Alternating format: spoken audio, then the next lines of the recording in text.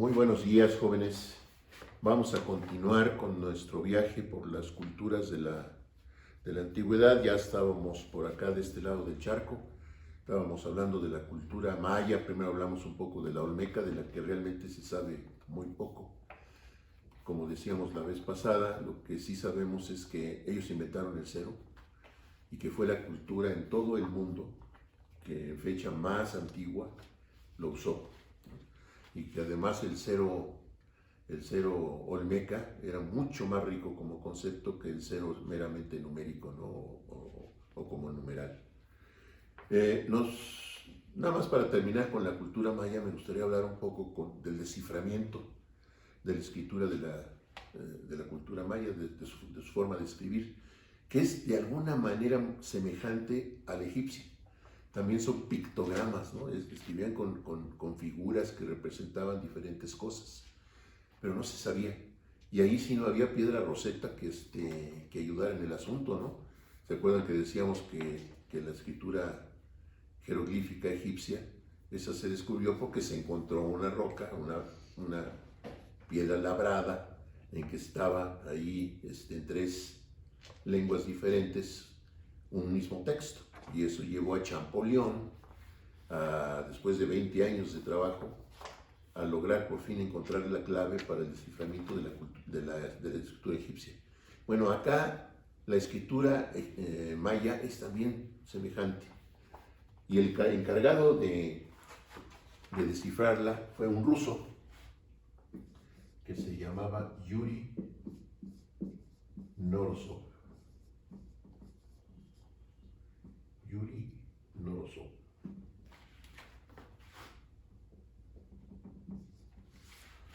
Él era un filólogo, arqueólogo, filósofo, también una preparación muy amplia, ruso, y más o menos por ahí de 1950, por ahí, logró descifrar la escritura maya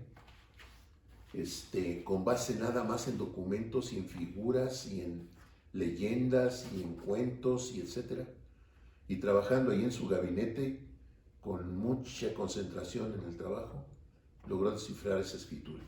Es realmente un acto pues casi milagroso, ¿no? Haber logrado eso.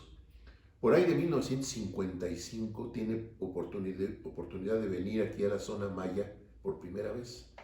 Y dicen que cuando ve en vivo lo que él había nada más trabajado en papel, se pone a llorar de la emoción. Es decir, años que dedicó a eso, nada más viéndolo en papeles, está ahí ante los monumentos, ante las estelas, ante los palacios, donde estaba lo que él había visto.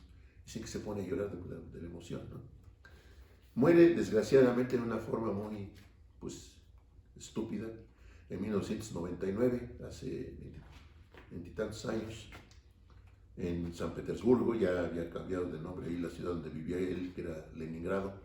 Ya le habían cambiado de nombre a San Petersburgo otra vez, que era el nombre antiguo que tenía la ciudad. Dicen que él se siente un poco mal, piensa que se va a gripar, es invierno, y entonces se le ocurre irse a un hospital para que lo atiendan, pero el hospital está lleno de gente que está en la misma circunstancia. Y hay tanta gente en el hospital que le dicen que se espere en una silla, pero muy cerca de la puerta, porque está abriéndose y cerrándose, donde está entrando y saliendo la gente del hospital. Pues se va poniendo peor, ¿no? Sigue enfermándose, y cuando ya estaba más seriamente, entonces lo ponen en una camilla, pero en el mismo pasillo, ¿no? Y entonces la gente sigue entrando y saliendo y ya recibiendo las corrientes de aire hasta que muere de neumonía ahí en el hospital. Mejor se hubiera quedado en su casa echándose ahí un vodka y a lo mejor hubiera sobrevivido. Muy bien, es con lo que respecto a la cultura maya. De cada una de esas culturas, empezamos a hablar de Egipto y Mesopotamia y los griegos y romanos, podríamos hablar muchísimo, ¿no? Pero no podemos hacerlo, ¿no? No teníamos tiempo para tanto. Otra de las culturas acá mesoamericanas de la que quiero hablar es la cultura mexica o azteca, como a veces le llaman. Yo creo el nombre de Azteca es aplicable cuando vivían en Aztlán. Aztlán quiere decir lugar blanco o lugar de las garzas. Las garzas son unas aves que normalmente son blancas. Entonces, Aztlán quiere decir lugar blanco o lugar de las garzas. Nadie sabe exactamente dónde estaba Aztlán. Algunos dicen que cerca de San Luis Potosí, otros dicen que no, que más al norte, otros que por Colima. Nadie sabe. Pero de ahí salen, según la tradición, porque tampoco hay ninguna fecha muy claramente definida históricamente, salen más o menos en 1160 buscando un lugar que su chamán del momento, que se llamaba Huitzilopochtli, que quiere decir colibrí zurdo. Yo no sabía que los colibríes podían ser zurdos o derechos, pero este era de izquierda, ¿no? Huitzilopochtli, colibrí zurdo. Es el primer guía de lo que se llama la Gran Peregrinación, ¿sí? Salen de ese lugar Aztlán, nadie sabe exactamente por qué, muy probablemente algún cambio climático o hubo alguna sequía muy severa, no se sabe. El asunto es que andan buscando un nuevo lugar donde asentarse y según sus chamanes, según sus sacerdotes, según la gente que dirigía estas cosas, deben buscar para asentarse un lugar donde esté un águila parada sobre un nopal, almorzándose una serpiente. Ah, pero debe haber agua. Entonces, un águila parada en un nopal, comiéndose una serpiente, pero debe haber agua.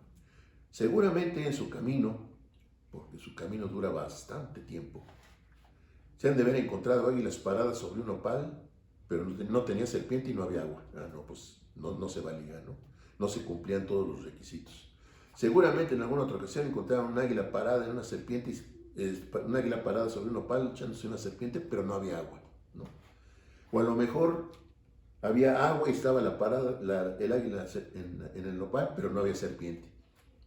Bueno, eso hizo que fueran continuando su peregrinación buscando esa señal, ¿no?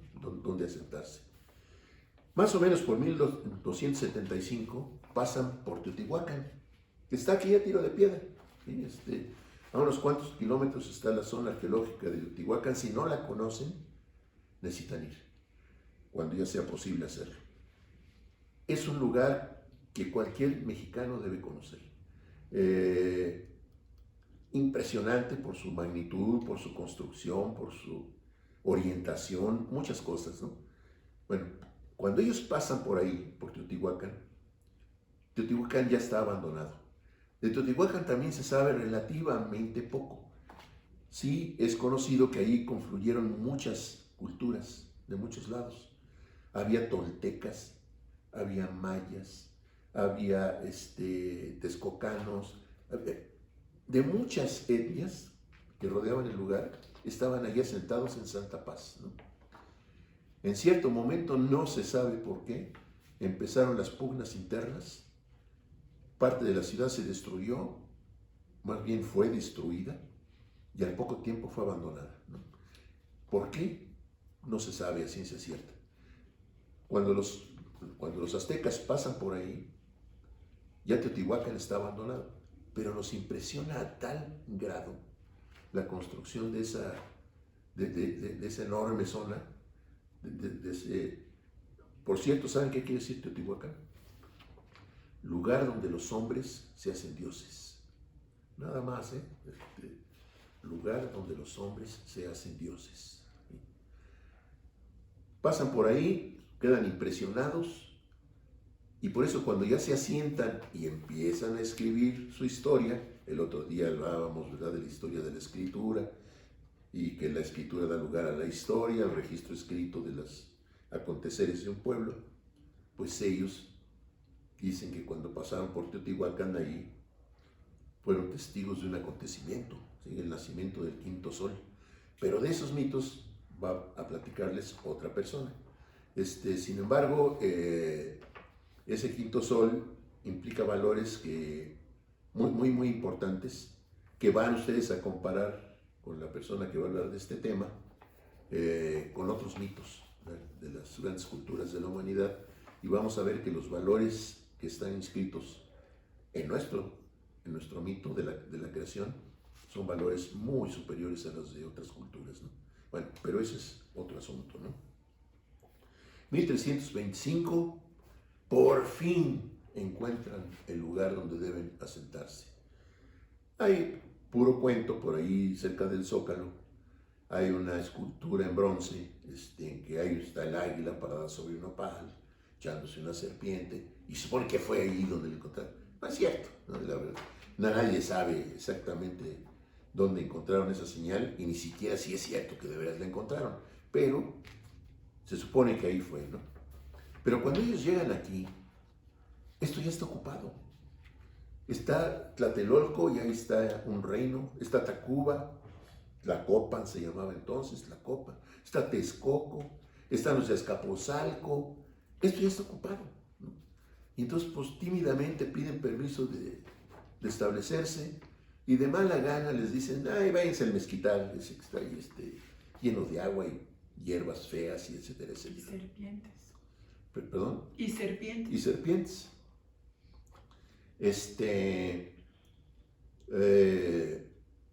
Se establecen, empiezan a construir sus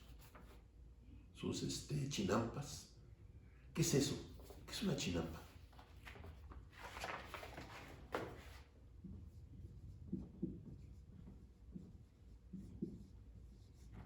Una chinampa es como una isla artificial, ¿sí?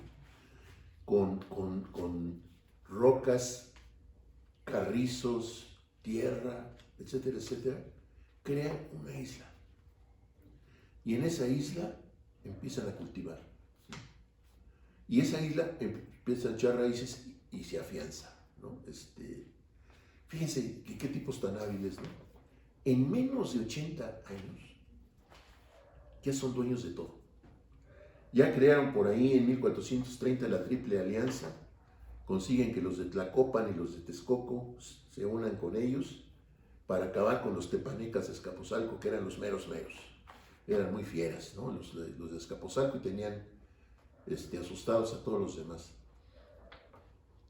Y los de México, Tenochtitlan, que así llaman a su nueva ubicación, convencen a los de Tlacopan, Tacuba y a los de Texcoco, y vámonos contra los de Azcapotzalco. Los derrotan, los reducen a la mínima expresión, y después, ¿quiénes son los meros meros? Ellos, ¿no? Y ya tienen sometidos a los de Tacuba, ya tienen sometidos a los de Texcoco, amigablemente, porque habían formado la Triple Alianza, pero ya son los mandones, ¿no? Y la influencia mexica llega a lugares muy lejanos. Hay algunas evidencias inclusive que parecen apuntar, no está del todo demostrado, pero hay algunas evidencias de que llegaron hasta comerciar con los incas, ¿sí? Desde luego con los mayas, por supuesto, ¿no? Pero aún más al sur, ¿no? Lograron llegar. Hay yo siempre he visto un cierto paralelismo entre los mexicas y los romanos, ¿sí? Y los mayas y los griegos, ¿sí?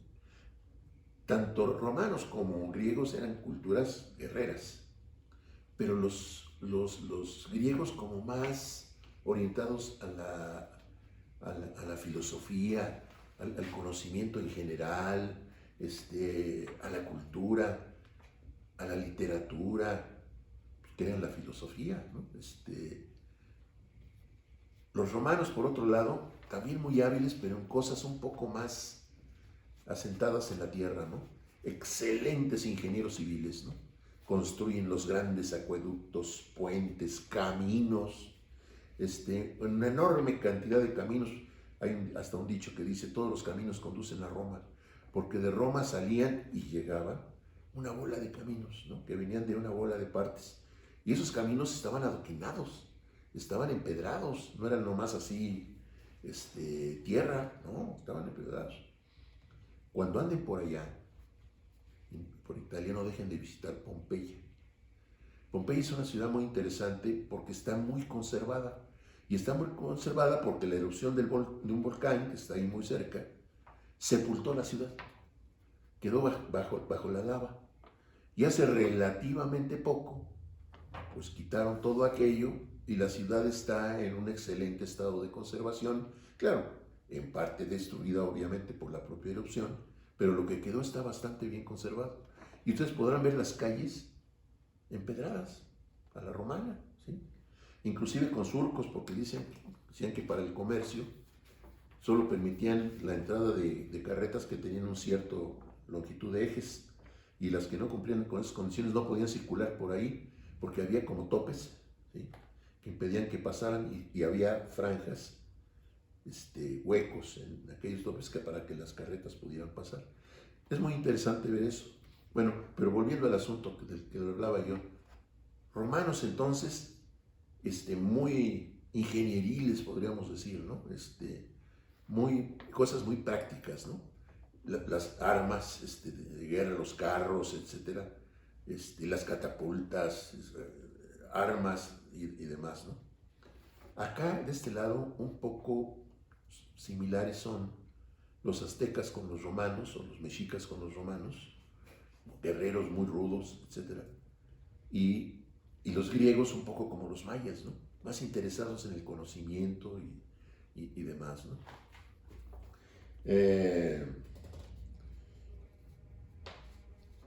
Desgraciadamente todo eso termina el 13 de agosto, o empieza a terminar el 13 de agosto de 1521, cuando Cortés desembarca en Veracruz, ¿no? Ahí empieza ya la debacle. El gobernante en turno, que era Moctezuma, cree que el que desembarca es Quetzalcóatl, por razones que verán en otro momento. Piensa que es Quetzalcóatl el que llega. ¿Quién es Quetzalcóatl? Quetzalcóatl es un personaje muy interesante de nuestra historia prehispánica.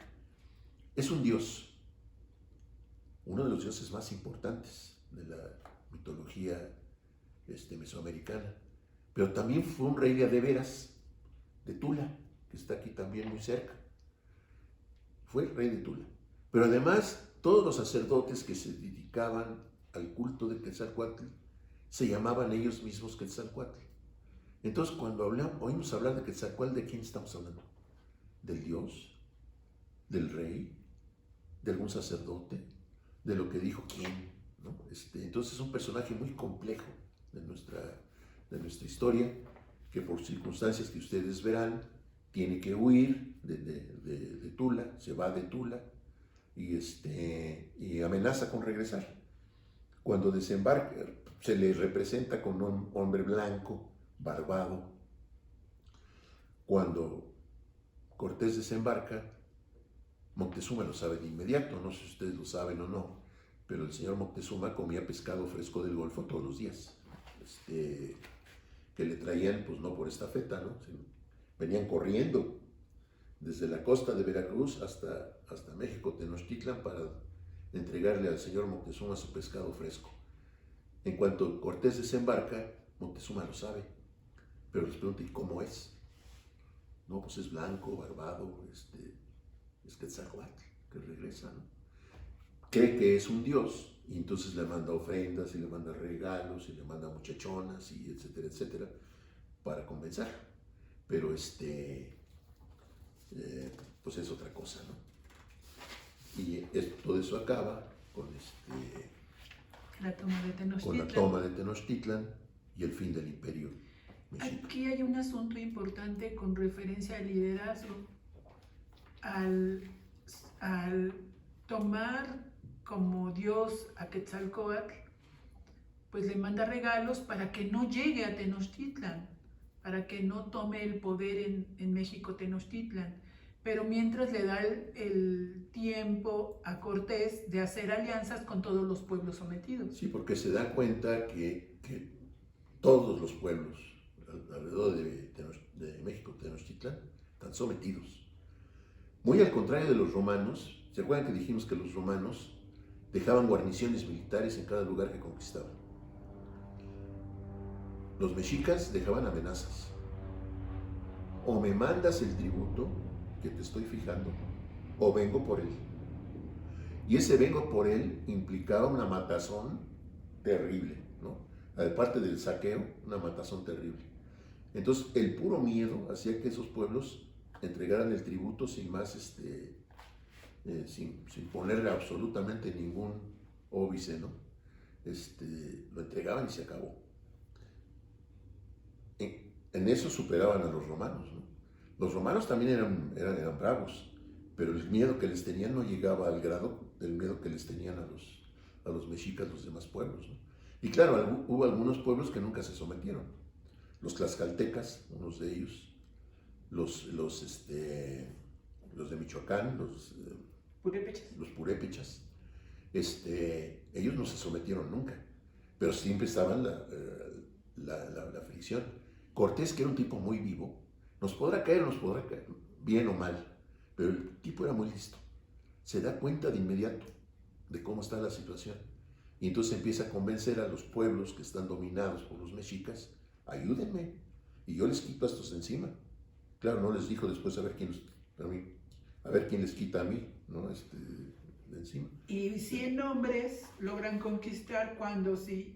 100 hombres logran conquistar a un pueblo guerrero por excelencia. ¿Ustedes creen que si Moctezuma hubiera querido, no nos hace pulpa de tamarindo, pero facilito, por muy bien armados que vinieran? Eran 100. Un pueblo guerrero los hubiera aplastado, así, los hubiera aplastado. ¿Por qué no lo hace? Porque cree que es Quetzalcóatl. Fíjense el papel de la religión en muchas de esas circunstancias, ¿no? Él cree que es un dios y entonces no se atreve a atacarlo. Pero si lo hubiera hecho, lo sacaba. Lo que no sucede con Cuitláhuac ni con Cuauhtémoc, que dicen ustedes. Pero ya cuando Cuitláhuac y Cuauhtémoc quieren reaccionar, pues ya están muy en desventaja, porque ya muchos pueblos ya se le unieron a Cortés, ya no son los 100, ahora ya son muchos, y entonces pues ya además buscando la libertad, ¿no? Deshacerse del yugo mexica, ¿no? Y a pesar de eso, gana. Cuitláhuac gana. La famosa Noche Triste, que debiera llamarse la Noche Alegre. Esto fue triste para Cortés, ¿no? Que se pone a llorar ahí al pie de un ahuehuete. Y entonces se le conoce como la Noche Triste. No, era la Noche Alegre, porque fue la derrota de Cortés por las fuerzas de Cuitláhuac, ¿no? Nada más que Cuitláhuac muere de viruela. Cuitláhuac era un guerrero, ¿sí? Era hermano de Moctezuma, y era guerrero, pero se muere de viruela. Y el que queda es un chamaco, Cuauhtémoc, que es sobrino de Moctezuma, pero es un escuincle, tiene 19 años, ¿no? No tiene ni la experiencia, ni ¿no? Entonces, pues ahí está muy en desventaja ya el asunto, ¿sí? Bueno, pues yo creo que ahora sí con esto le vamos a dar ya fin a la historia de las culturas de la humanidad por encimita, ¿no? Yo quisiera agregar algo. Me parece que fue en el sexenio de Calderón, no estoy segura, que quitaron las materias de historia antigua de México de los planes de estudio. Y de filosofía. Y también quitaron ética, y también quitaron, ética de la parte de filosofía, quitaron filosofía, pero también quitaron civismo. Sí. ¿Por qué? Es un modo de descastarnos, de decir, nuestras culturas no son importantes. Esa bola de indios, ¿esos qué importancia tienen? Tienen una importancia enorme, enorme.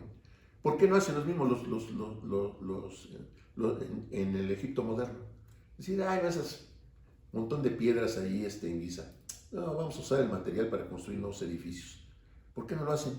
Porque ellos sí respetan y entienden el valor de sus culturas ancestrales, que son lo que ellos heredaron a las nuevas generaciones, ¿no?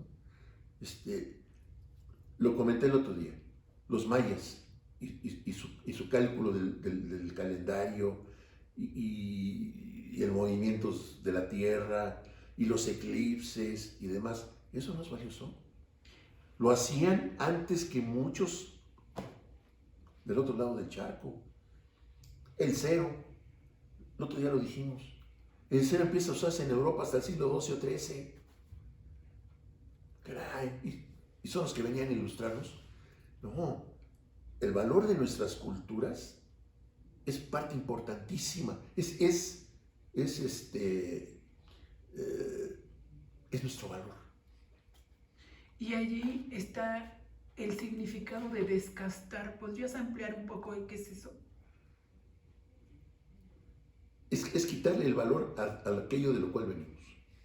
Exacto, quitarnos del valor para poder Manipularnos y hacernos sentir menos, minusvaluarnos, así, no, pues no somos nada, ¿no? No, llévense nuestros bienes. las grandes potencias esas sí son respetables, no, acá no, bola de indios, ¿no?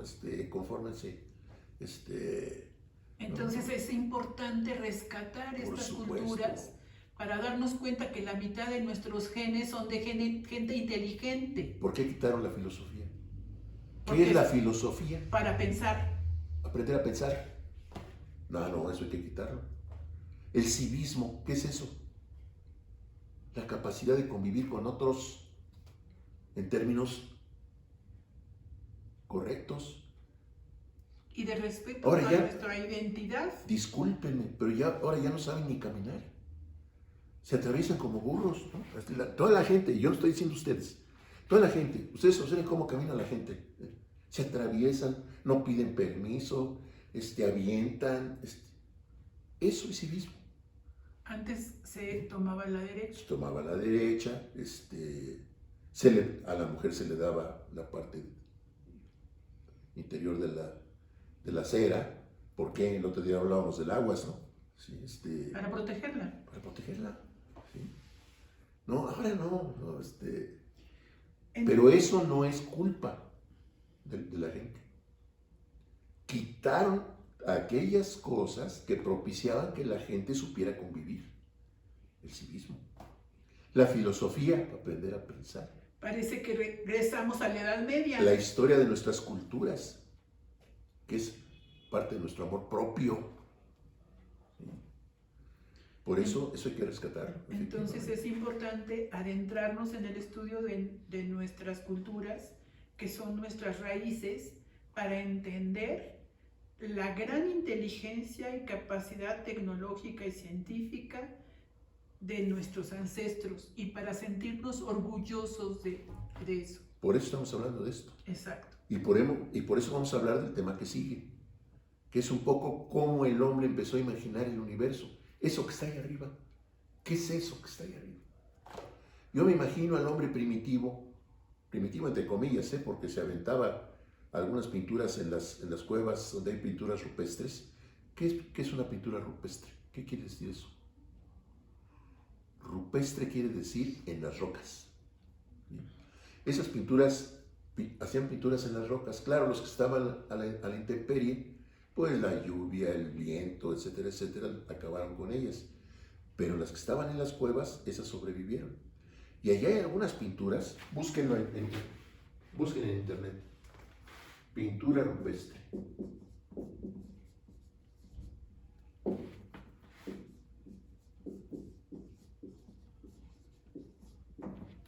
Y se van a encontrar unas figuras que los reto, a ver, muy modernos, a ver, échense una como esa. A ver, son pinturas bellísimas, de animales, de hombres, muchas manos, que seguramente se echaban el buche de pintura, ponían la mano en la pared y soplaban, ¿no? Y quedaba la mano ahí. ¿Eso qué significaba? Aquí estuve, este soy yo, ¿no? ¿Se imaginan qué bonito? Pero seguramente el hombre de esas épocas, estamos hablando de hace 40,000 años, 50,000 años, yo creo que el primer ser humano que volteó conscientemente hacia arriba,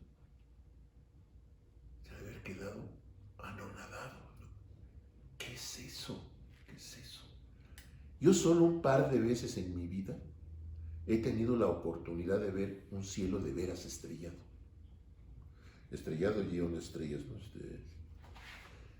Un cielo lleno de estrellas. Solo 2 veces en mi vida lo he visto. Y es impresionante, impresionante, ¿sí? Ahora imaginen, yo preparado científicamente, entre comillas, hombre moderno, entre comillas, volteo y me impresiona que ahora imagínense al hombre de hace 40,000 años, ¿no? Al haber sido aquello inimaginable, ¿no? ¿Qué es? Pero inmediatamente acá surgió una pregunta, ¿qué es eso? E intentar explicárselo, ¿no? ¿Qué es? ¿De dónde vino? ¿Dónde surgió? Y eso también vamos a platicar de ello, ¿no? También vamos a platicar de ello. No sé cuánto llevamos, pero... Yo creo que ya es suficiente para la plática introductoria. No. Ok, ya está. Introductoria al tema, del concepto del universo en la antigüedad, okay, ¿no? Yo quisiera avanzar un poquito, aunque me sugieren que mejor lo dejemos para la próxima clase. Por favor, en el material que les mandamos, hay uno que se llama Notas sobre Cosmología o Introducción a la Cosmología, algo así. Cosmología, seguramente lo tienen. Ese sí me gustaría que lo tuvieran como acordeón. Voy a hablarles de muchas cosas, pero muchas cosas, pues sí, necesito que las vean, ¿no? Que les vayan siguiendo, inclusive que anoten algunas cosillas por ahí junto, ¿no? Entonces, ese material de cosmología, ténganlo a la mano, en la versión que se les dé la gana, impresa o en su máquina, o como sea, pero que esté disponible. Échenle un ojito, una revisada, porque vamos a empezar a hablar de ello en la próxima sesión, ¿sí? Muy bien, nos vemos.